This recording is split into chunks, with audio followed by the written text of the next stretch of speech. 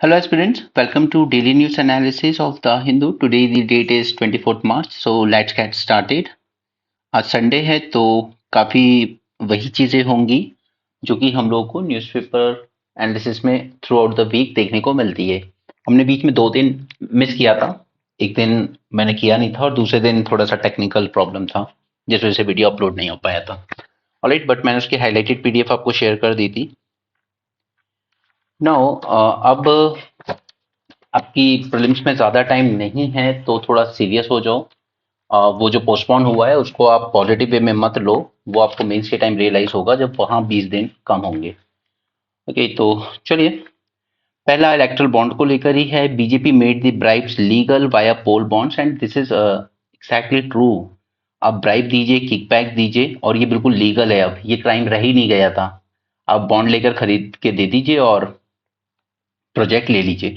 और ये पैटर्न दिखता भी है इससे। लेकिन अभी भी बीजेपी वाले इंक्लूडिंग होम मिनिस्टर वो सब यही कह रहे हैं ये तो ट्रांसपेरेंसी लाने का स्टेप था, इसने ब्लैक मनी को खत्म किया था।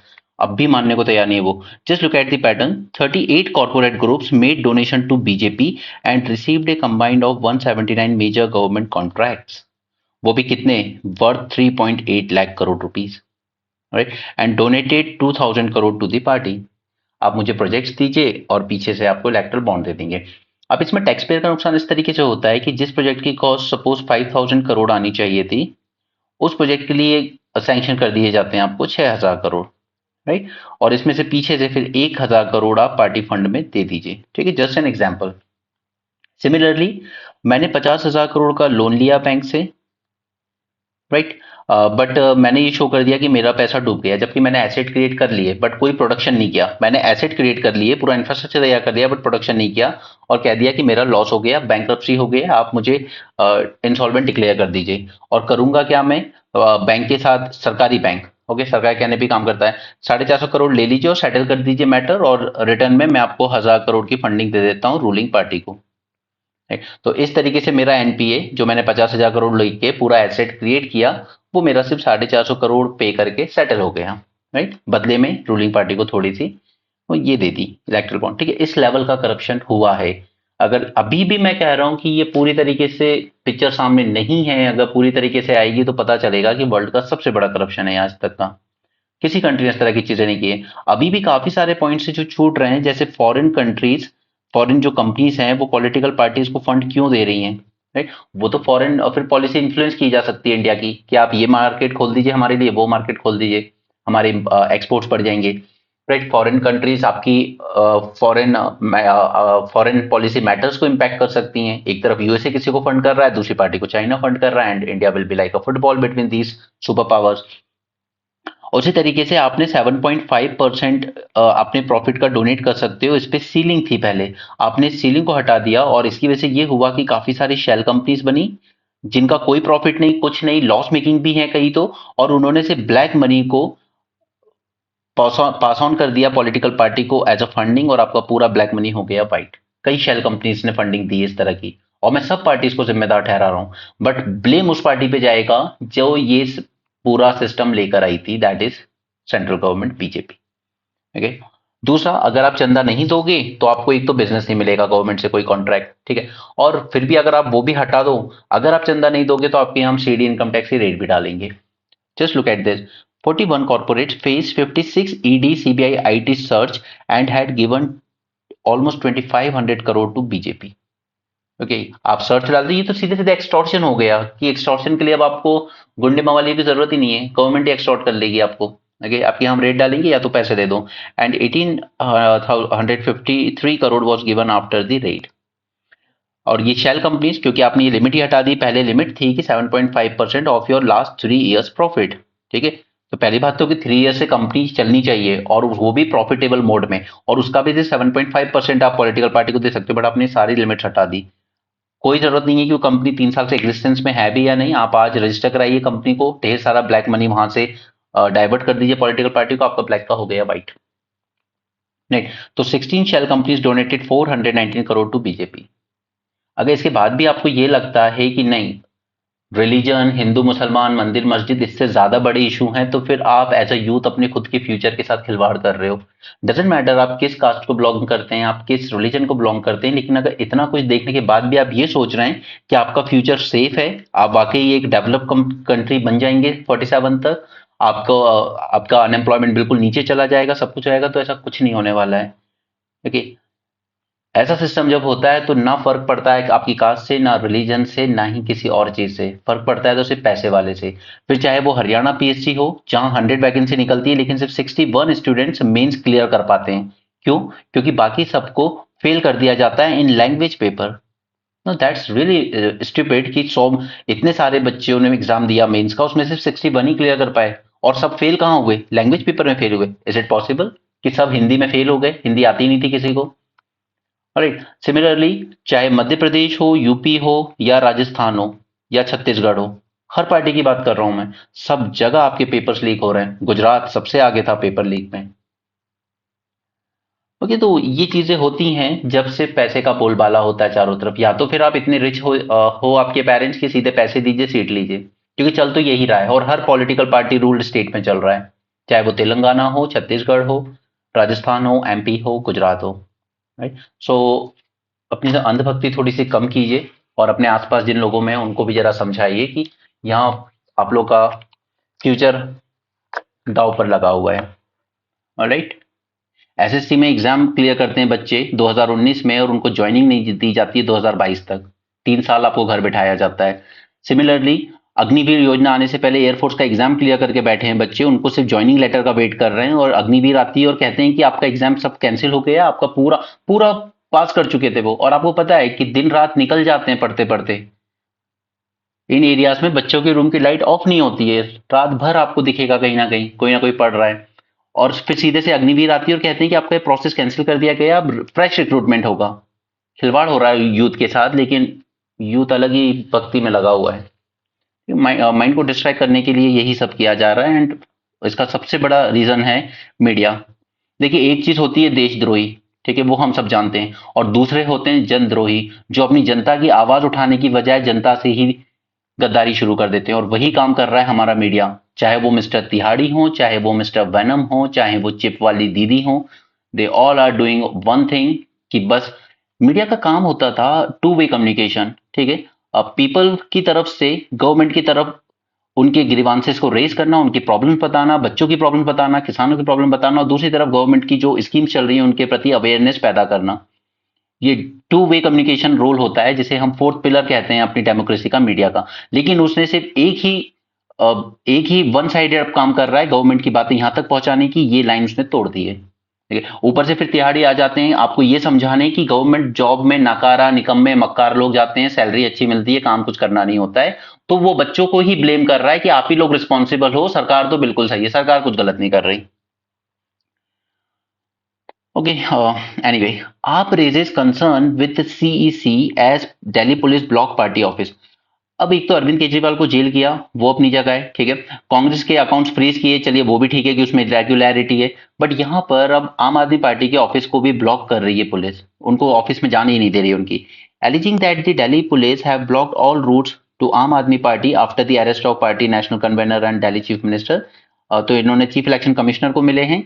They were raided by income tax department as well, and this is high-handed behavior from central law enforcement agency despite the model code of conduct being in force। अगर आप अपना office ही access नहीं कर सकते फिर चुनाव क्या कंटेस्ट करोगे। 133 killed in Moscow shooting, Moscow में शूटिंग हुई है, और पुतिन ने इसको इसके लिए ब्लेम किया है यूक्रेन को, और उन्होंने ये भी कहा है कि ये जो शूट करने वाले लोग थे ये लोग यूक्रेन में क्रॉस करने की कोशिश कर रहे थे। 11 people in the attack on suburban Moscow concert hall killed around 133 people। ये तो यही सब चल रहा है चारों तरफ। होली आ रही है, तो यहाँ पर नागालैंड में एक बहुत अच्छी चीज की इन्होंने, कि इन्होंने यहाँ पर इंडिजिनस प्लांट स्पीशीज से कुछ रंग बनाए जो कि बिल्कुल सेफ माने गए, हर्बल होली कह सकते हो आप। ठीक है, नागालैंड में है हमारी केमिकल लेबोरेटरी, वहां से इन्होंने ये बनाया है। They are made from edible items such as mustard leaves, coriander, spinach, beetroot, mulberry, turmeric, rose, hibiscus, carrot and rhododendron. ये नाम इसलिए याद रखिएगा कि इनसे हम होली के पाउडर्स बना सकते हैं, जो कि पूरी तरीके से इको फ्रेंडली है, और इनके एप्लीकेशन बियॉन्ड फेस्टिवल भी हो सकते हैं। ये हमारी स्मॉल स्केल इंडस्ट्रीज को ग्रो करने में मदद करेंगे, specially in geographically challenge states like north eastern, जहां पर ज्यादा इकोनॉमी के कुछ सोर्सेज होते नहीं है। And these colours were found to be 100% safe. Kejriwal approach high court against arrest in excise case. तो अब वो अप्रोच कर लो, कुछ भी कर लो, but we all know what ED is doing actually. Actually ED की कहानी ना वैसी है जैसे कि अगर आपने कभी रात में टीवी देखा होगा तो कुछ एडवर्टाइजमेंट आया करते थे, ठीक है, उसमें लोग बोलते थे अपनी कुछ प्रॉब्लम्स के बारे में। तो ईडी की कहानी भी कुछ वैसी है। अगर आप इसको इजिली समराइज करने की कोशिश करें तो मेरी ईडी की समस्या बढ़ती जा रही थी, हमेशा डर रहता था कहीं मुझे जेल ना हो जाए, मुझे नींद तक नहीं आती थी, मैं अंदर से काफी टूट गया था। घर में जब भी कोई दीदी, सीडी, यहाँ तक कि बीड़ी भी कहता था तो मुझे ईडी ही सुनाई देता था। मैं समझ नहीं पा रहा था मुझे क्या करना चाहिए। फिर एक दिन मेरे दोस्त ने बताया तुम बीजेपी ज्वाइन कर लो। मैंने कहा मुझे यकीन नहीं था, लेकिन यकीन मानिए दोस्तों, जब उसने बताया कि वो गारंटी दे रहे हैं तब मैं गया, और आज सब कुछ बदल गया है। आज मेरे खिलाफ कोई केस नहीं है, मैं बहुत खुश हूं। मेरे केस भी बंद हो गए हैं, यहां तक कि फाइलें भी गुम गई हैं। ओके, तो वो वैसी कहानी है ईडी की आज। राइट, तो एनीवे खैर, ईडी पे मैं आपको एक शॉर्ट नोट दे दूंगा क्योंकि कई बार इस तरह के क्वेश्चंस आ जाते हैं। ईडी हो गया या आपका सीबीआई हो जाता है, इन पे शॉर्ट नोट्स और इनकम टैक्स डिपार्टमेंट, राइट, खासकर इन दो पे, ईडी एंड सीबीआई। तो ये आप प्लीज टेलीग्राम ग्रुप से ले लेना क्योंकि मैं अपने प्रीलिम्स रिवीजन सीरीज में करा चुका हूँ। इनके शॉर्ट नोट्स एक बार देख लेना, कई बार इनके टेन्योर, इनके अपॉइंटमेंट वगैरह वगैरह। आप में use kickbacks from Punjab excise policy in poll, ये बीजेपी ने कहा है इलेक्शन कमीशन को, और ईडी की रेड यहाँ भी पड़ेगी, आप लिख के रख लीजिए, अगला नंबर पंजाब का ही है, और वो भी इसी केस में फंसेगा कि आपने भी शराब माफियाओं से रिश्वत वगैरह लिए। और पंजाब के बारे में हम जानते हैं, वहां दो ही चीज सबसे ज्यादा चलती हैं, एक शराब और एक ड्रग्स। ये सबका नहीं कह रहा हूँ, बट ये बहुत इजीली मिलता है, और सिर्फ पंजाब की बात नहीं है, हरियाणा के सोनीपत में देख लीजिए। अच्छा, सोनीपत में बहुत अच्छी चीज हुई थी एंड ये अच्छा लगता है देख के कि हमारे स्टूडेंट्स सब अंधभक्त नहीं है। वहां पर सोनीपत में डीजीपी आए थे, आई थिंक डीजीपी या कोई बड़े पुलिस ऑफिसर ही थे। तो वहां पर एक स्टूडेंट ने खड़े होकर पूछा कि सर, जब एक स्टूडेंट जानता है कि कहाँ पे ड्रग्स मिलेगा तो फिर आप पुलिस वाले क्यों नहीं जानते? कॉलेज के जस्ट साइड में ये टपरियां बनी होती हैं, चाय की दुकानें, वहां पे खुले में बिकता है ये, ठीक है, हमने भी ये सब इंदौर में देखा है, दिल्ली में देखा हुआ है, इजीली मिलता है ड्रग्स। तेलंगाना, आंध्र प्रदेश, ये सब बिल्कुल बहुत इजीली इनमें ड्रग्स अवेलेबल है, राइट। तो इस तरह की बातें जब कहते हैं स्टूडेंट्स, तो सामने पुलिस पे भी एक मॉरल प्रेशर पड़ता है कि बात तो बहुत सही है, अगर स्टूडेंट जानता है कि ड्रग्स कहाँ मिलेगा मुझे, तो फिर पुलिस कैसे नहीं जानती। राइट, तो जितना ज्यादा हमारी पब्लिक और वोटर्स और स्टूडेंट्स असर्टिव होंगे उतना ही बेटर सिस्टम फंक्शन करेगा। इसलिए कहा गया है, you get the government that you deserve. Andhra Pradesh has become drug capital of India. Yeah, to some extent true.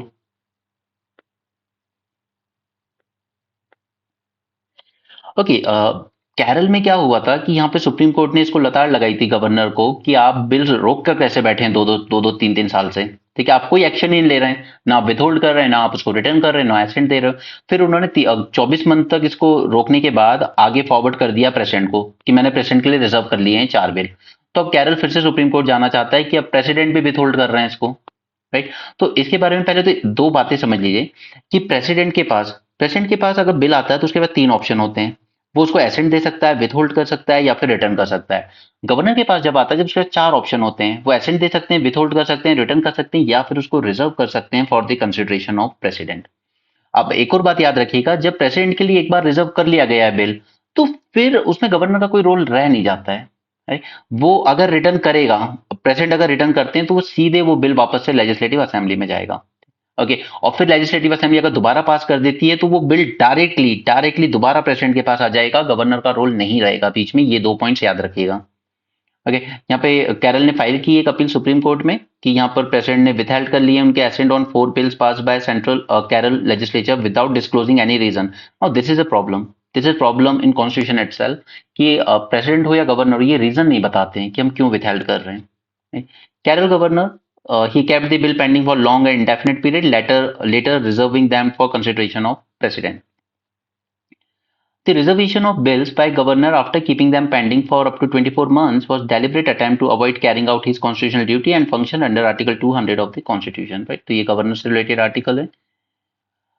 Karnataka government knocks on Supreme Court door क्योंकि इनको drought relief के लिए कुछ फंड चाहिए सेंटर से। तो अब कर्नाटका की सदर्न स्टेट्स की तरफ से ये आपको देखने को मिलेगा, क्योंकि उनका बहुत स्ट्रांग रीजन है कि ये हमें फंड उतना नहीं दिया जाता है जितना कि हम वहां से भेजते हैं in form of taxes. Bihar का मैंने आपको बताया था, बिहार अगर रेवेन्यू में 1 रुपए दे रहा है सेंटर को, तो रिटर्न में उसको 6 रुपए मिल रहे हैं।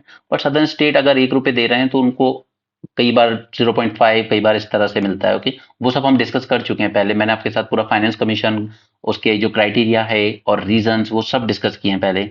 अगर आप न्यू हैं तो शायद आप वो सब नहीं जानते होंगे, बट आप सीरीज कंटिन्यू देखेंगे, अगर आप 25-26 से अटेम्प्ट कर रहे हैं तो सारी चीजें आपको न्यूज़पेपर के थ्रू ही क्लियर हो जाएंगी।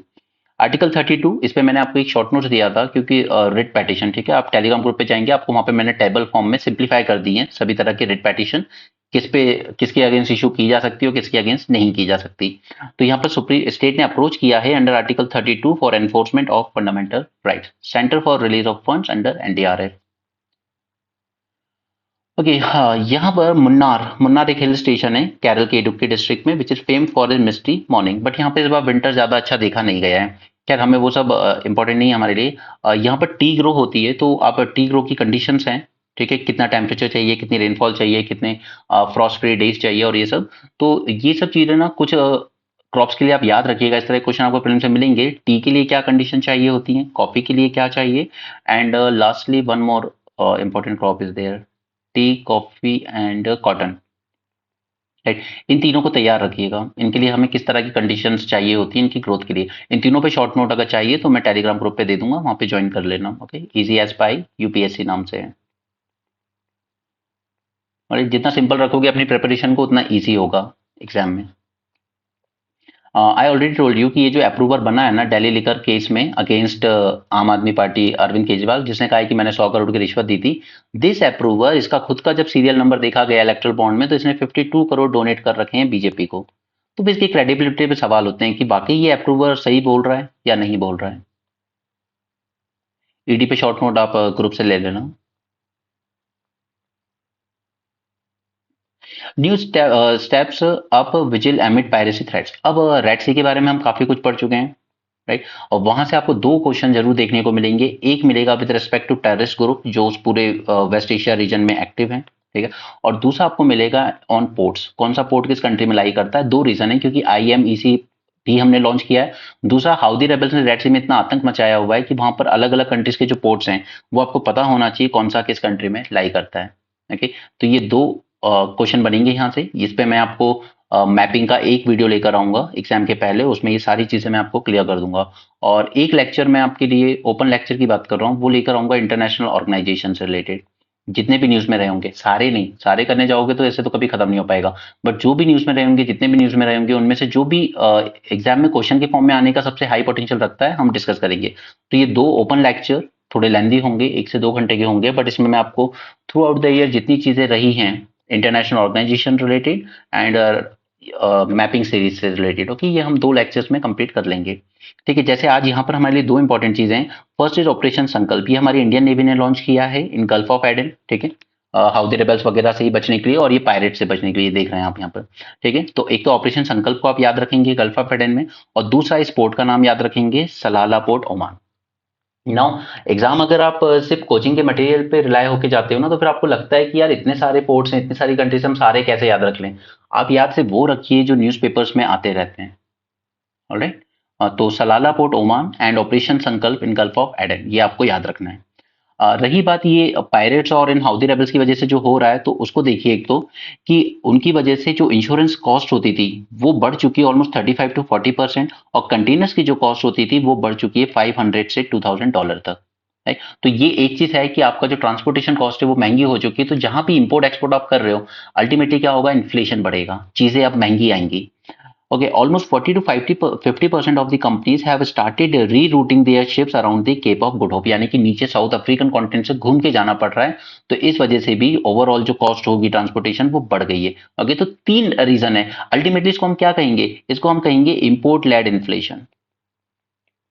राइट? अब चाहे हम इंपोर्ट कर रहे हो या हम किसी और कंट्री को दे रहे हो, एक्सपोर्ट कर रहे हो, यानी कि वो इंपोर्ट कर रहे हैं, तो अल्टीमेटली जो भी चीजें आ रही हैं दूसरे देश से एक कंट्री के लिए दूसरी कंट्री से, उसमें लॉस यही हो रहा है कि इन्फ्लेशन हो रहा है, महंगाई बढ़ रही है। और अगर हर कंट्री में इस तरीके से महंगाई बढ़ने लगी इस रीजन की वजह से, तो अल्टीमेटली क्या होगा, हर कंट्री को अपनी मॉनेटरी पॉलिसी जो होगी उसको टाइट करना पड़ेगा।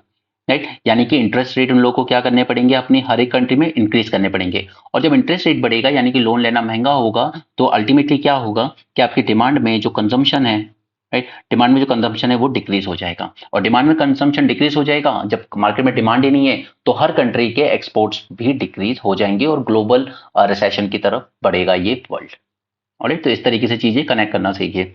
इंडियन नेवी की बात करें तो we need to ensure that Indian ocean region remain safe, secure and stable, and we also need to ensure that it is free, open, inclusive and rules based order is maintained. मैंने आपको TB से related एक दिखाया था, और थोड़े दिन पहले डायबिटीज पे भी आया था, तब भी मैंने आपसे कहा था कि जो ड्रग्स के नाम दिए हैं वो याद रखिए, एग्जाम में पूछे जा सकते हैं। वर्ल्ड ट्यूबरक्लोसिस डे मार्च 24 को मनाया जाता है। इस पे हमने पूरा एक सेशन भी किया था बहुत पहले, मेंस 450 प्लस में। Alright, national TB elimination programme है, 2024 हमने लक्ष्य रखा था एलिमिनेट करने का interrupted supply, uninterrupted supply of quality assured anti TB drugs essential component in DOT strategy. Okay, तो ये कुछ मेडिसिन के नाम हैं जो हम टीबी पे यूज करते हैं, इसको याद रखिए। आइसोनियाजेड, रेफेम्पिसिन, पायराजिनामाइड एंड इथैम्पुटोल। ओके, ये याद रखिएगा, ये एंटी टीबी ड्रग्स हैं। और 2 दिन पहले मैंने आपको बताया था डायबिटीज से रिलेटेड कुछ ड्रग्स के नाम जो कि आपको पता होने चाहिए। आईएमए हमारा इंडियन मेडिकल एसोसिएशन, और यहाँ पर है नेशनल हेल्थ सर्विस। देखिए, ब्रिटेन की नेशनल हेल्थ सर्विस है, लेकिन ये क्या कर रहा है, ये हमारे यहाँ से जो स्पेशलिस्ट फिजिशियन है इनको हैंड पिक कर रहा है। हम चाहते हैं कि हमारे जो एमबीबीएस ग्रेजुएट्स हैं, जो यूथ हैं, उनको आप मौका दीजिए ब्रिटेन में काम करने का। लेकिन ये लोग क्या कर रहे हैं कि इन यूथ को तो नहीं ले रहे हैं, लेकिन जो अच्छे खासे हमारे एक्सपीरियंस हाईली क्वालिफाइड रिसर्चर्स हैं, फिजिशियंस हैं, ये उनको अपने यहाँ इन्वाइट कर रहे हैं। इसलिए ये हमारा एक ब्रेन ड्रेन का मैटर बनता है। ठीक है, Indian medical association express displeasure over cherry picking, choose कर रहे हो आप जो बेस्ट है उनको, of physicians from India to fill the gaps in National Health Service of United Kingdom. आप तो हमारे यहाँ से यूथ को ले जाइए, ट्रेन कीजिए, उनसे काम कराइए, हम उसमें कोई दिक्कत नहीं है। लेकिन अगर आप हमारे यहाँ से सिर्फ बेस्ट टैलेंट को उठा के ले जाओगे जो ऑलरेडी एक्सपीरियंस है, रिसर्च कर रहे हैं, सिर्फ उनको अट्रैक्ट कर लोगे, तो फिर इंडिया का ब्रेन ड्रेन हो रहा है। Right, this is a brain drain. हमें चाहिए that we want an opening for our MBBS graduates, okay, not the top quality researchers. IMA is actively looking at setting up a portal for providing employment opportunities to young doctors. इस city का नाम याद रखिएगा, Sokoto. ये Nigeria में है। यहाँ पर ना किडनैपिंग बहुत ज्यादा बढ़ गई है, बहुत ज्यादा किडनैपिंग, रैंसम, बस यही चल रहा है इस कंट्री में इस वक्त। Abductions by criminal gangs with no ideological affiliation and demanding ransom have become a daily occurrence in Nigeria. Nigeria की सिटी है सोकोटो, इसको याद रखेंगे आप एग्जाम के लिए। ओके, सिटी वाइज आपको पूछा जाएगा। जैसे अवधे का हमने कल देखा था यूक्रेन से, राइट, ये सब आपको पूछा जाएगा। हमने कल अफगानिस्तान में 2 सिटी देखी थी, वो सब नाम अपने नोट्स में इंक्लूड करके रखिए। अदरवाइज आप कोचिंग के मटेरियल पे रिलाई करेंगे तो ये चीज छूट जाएंगे। यूपीएससी आपसे यही सब पूछ रहा है पिछले कुछ सालों से। ओके, यहाँ से एक इंपॉर्टेंट चीज है, तोबा सुपर वोल्केनो, इसको याद रखिएगा। ये इंडोनेशिया में हुआ था बहुत साल पहले, एकदम इनिशियल टाइम पर। और फिर माना गया था कि इंडोनेशिया में जब ये वोल्केनो हुआ, इसी वजह से जो अफ्रीकन रीजन था, अफ्रीकन कॉन्टिनेंट, वहां पे ड्राइनेस आ गई थी। ठीक है, और ड्राइनेस की वजह से ही उस टाइम पर जो ह्यूमन बींग जो रहते थे, हमारे एंसेस्टर, वो अफ्रीका से माइग्रेट करना शुरू किए। कुछ एशिया की तरफ गए, कुछ यूरोप की तरफ गए। राइट, क्योंकि अफ्रीका से ही माना जाता है कि पहला जो मानव था वो अफ्रीका से ही निकला था। और वो जब ही निकला होगा जब यहाँ पे ड्राई रीजन हो गया होगा। ठीक है, एरिड एरिड सिचुएशन होगी। और वो एरिड सिचुएशन क्यों हुई थी? ड्यू टू इरप्शन ऑफ तोबा सुपर वोल्केनो, जो कि इंडोनेशिया में हुआ था।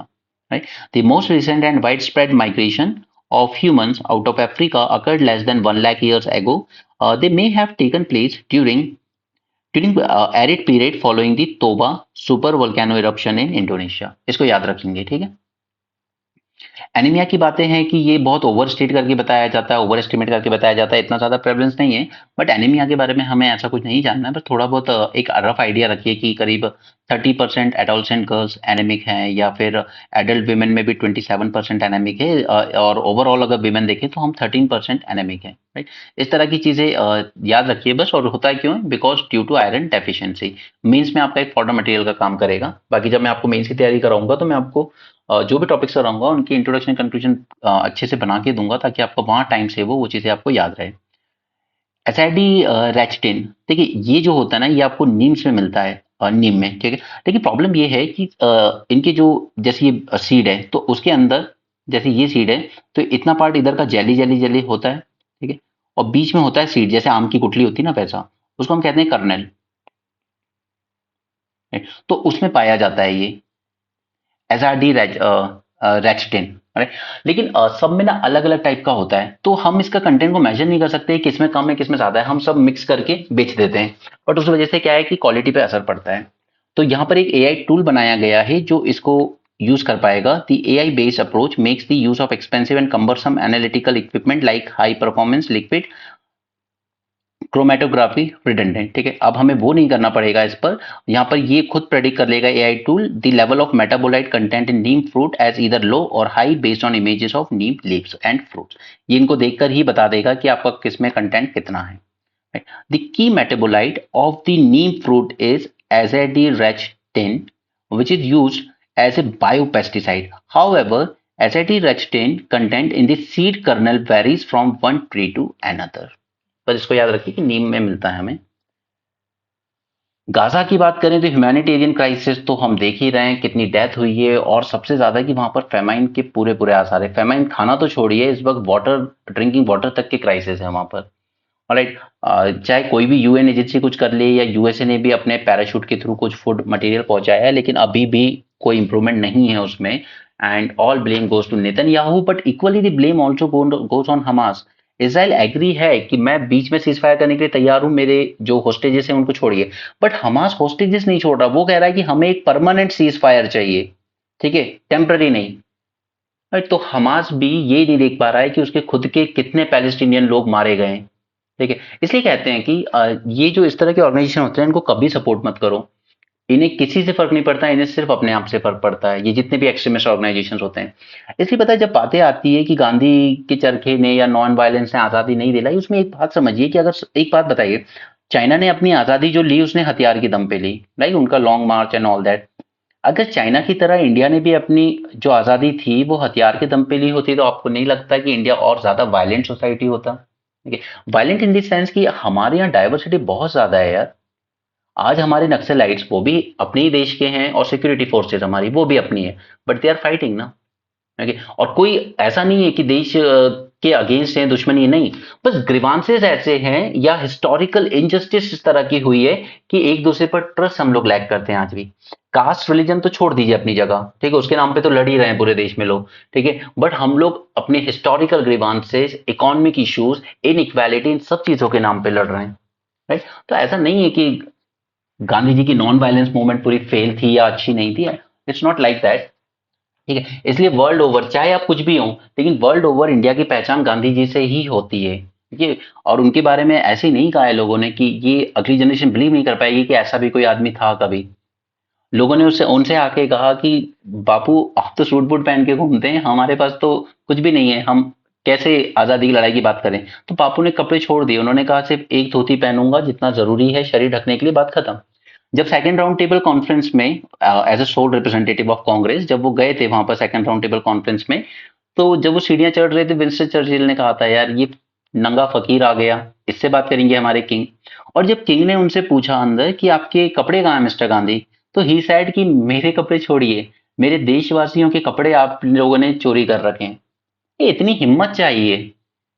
आज सरकार के खिलाफ बोलने की हिम्मत नहीं है, मीडिया की, सिविल सोसाइटी की।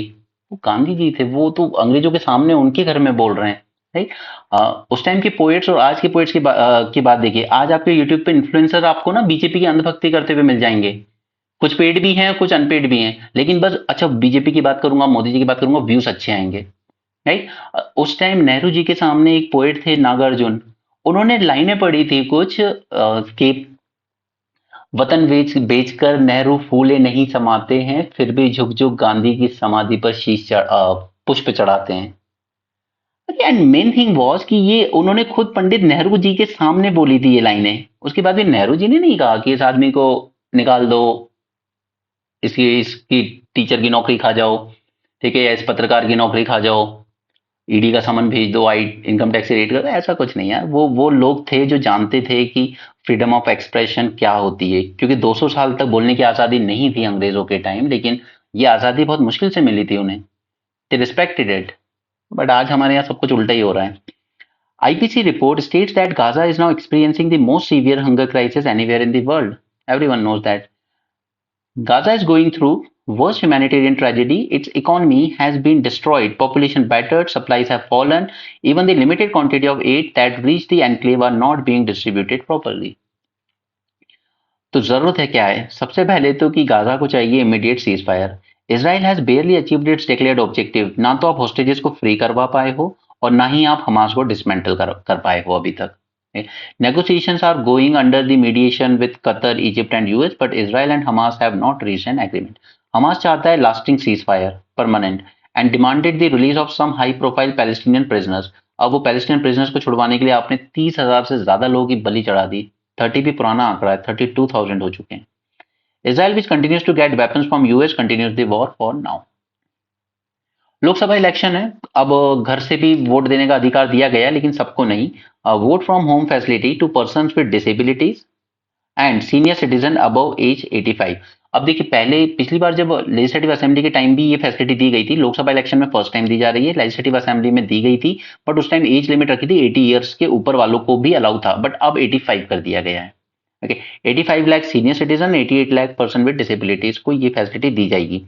To make participation more inclusive, setting up ramps, separate queues, wheelchair parking facilities, the postal ballot home voting facility was amended. ठीक है, बेंचमार्क डिसेबिलिटी आपके लिए रखी गई है not less than 40%, and those who opt for this year are not eligible to vote directly at polling station on polling day. अगर आपने एक बार ये फैसिलिटी ऑप्ट कर ली कि मैं घर से ही वोट डालूंगा, तो फिर आप वहां नहीं जा सकते कि मैं छोड़ो यार मैं वहीं जाकर डालाता हूँ, ऐसा नहीं होगा। ओके, असेंबली इलेक्शन में कोशिश की गई थी डिसेबिलिटी, सीनियर सिटीजन और जिनको उस टाइम कोविड इन्फेक्टेड थे, उन तीनों को ही फैसिलिटी दी गई थी। पहले इंक्रीज कर दी गई है upper age limit from 80 to 85 now. पहले 80 वालों को भी अलाउ था, अब 85 से ऊपर वालों को ही अलाउ किया जाएगा सिर्फ। ओके, और ये फैसिलिटी एक्सटेंड की जाती है टू मीडिया पर्सन जो कवर कर रहे हैं पोलिंग एक्टिविटी। सपोज आप दिल्ली के मीडिया पर्सन हैं, आप कवर कर रहे हैं मध्य प्रदेश में, तो आप भी पोस्टल बैलेट यूज कर सकते हैं। उसके बाद जो लोग एसेंशियल सर्विस में लगे हैं, like metro, railways, health care, उनको भी दी जाती है। या सर्विस वोटर, जैसे जो पर्सनल लगे होते हैं आर्म फोर्सेस, ठीक है, या तो आपके कलेक्टर एसपी हैं जो दूसरी जगह पर सर्विस दे रहे हैं, वो भी पोस्टल बैलेट का यूज कर सकते हैं। Central armed forces personnel deployed away from home, central and state police personnel on election duty and polling personnel and embassy staff जो फॉरेन में रह रहे हैं, उनको भी ये पोस्टल फैसिलिटी दी जाती है। डीजीसीए मैं प्रीलिम्स रिवीजन स्टेज में करा चुका हूँ, मैं इस पर शॉर्ट नोट डाल दूंगा अभी टेलीग्राम ग्रुप में, आप वहां से एक बार रीड कर लेना। ठीक है, ईडी के बारे में मैं आपको बता ही चुका हूँ, वो वैसी ही कहानी है उनकी, जैसे वो प्रोडक्ट बेचने आते हैं ना रात को आपको। इंडियन स्ट्रेटेजिक स्टोरेज, हमने स्ट्रेटेजिक ऑयल रिजर्व बनाए थे अपने यहाँ पर, और अब हमने अलाउ कर दिया है कि जो फॉरेन कंपनीज हैं, ठीक है, जैसे यूएई की या सऊदी अरेबिया की, ये भी अपने ऑयल रिजर्व यहाँ पे रख सकती हैं इंडिया में।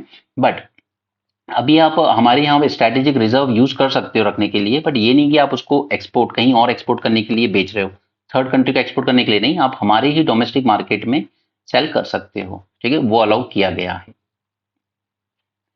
UAE ADNOC can now export crude oil from its Mangalore storage after centres order on Sunday, लेकिन ये एक्सपोर्ट सिर्फ आईओसी के थ्रू ही करना होगा, डायरेक्टली नहीं कर सकते। The Commerce Ministry, however, said the condition of export being allowed only through IOC will continue. India has strategic reserve of 5.33 million tons of oil as insurance against supply disruption. ठीक है, करीब 90 days का हम लोग store करके रखते हैं। The idea behind leasing the storage to foreign company was that they could store oil for sale to domestic refiners. Right, domestic refiners को सेल कर सकते हो, लेकिन अगर बाहर कहीं एक्सपोर्ट करना है आपको, यहाँ रिजर्व में रखा हुआ पैसा, वो एक्सपोर्ट करने के लिए आपको हमारी ही इंडियन ऑयल कॉर्पोरेशन के थ्रू करना पड़ेगा।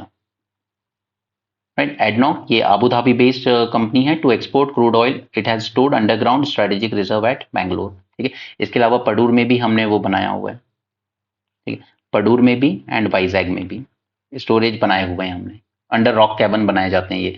IRDAI स्टैट्यूटरी बॉडी है, इस पर भी शॉर्ट नोट आपको टेलीग्राम ग्रुप में मिल जाएगा, वहां से रिवाइज कर लेना, प्रीलिम्स में आते हैं क्वेश्चन। ठीक है, शुगर प्रोडक्शन की बात करें तो इनके जो एक्स्ट्रा चीजें निकलती हैं इनमें से बाय प्रोडक्ट्स, वो याद होना चाहिए, surplus B heavy molasses and sugar cane juice for ethanol production. ठीक, क्योंकि इथेनॉल प्रोडक्शन में हम लोग इसको बहुत ज्यादा यूज कर रहे हैं, और हमने बायोफ्यूल अलायंस भी प्रमोट किया है, वो सब मैं कराऊंगा आपको इंटरनेशनल ऑर्गेनाइजेशंस के साथ।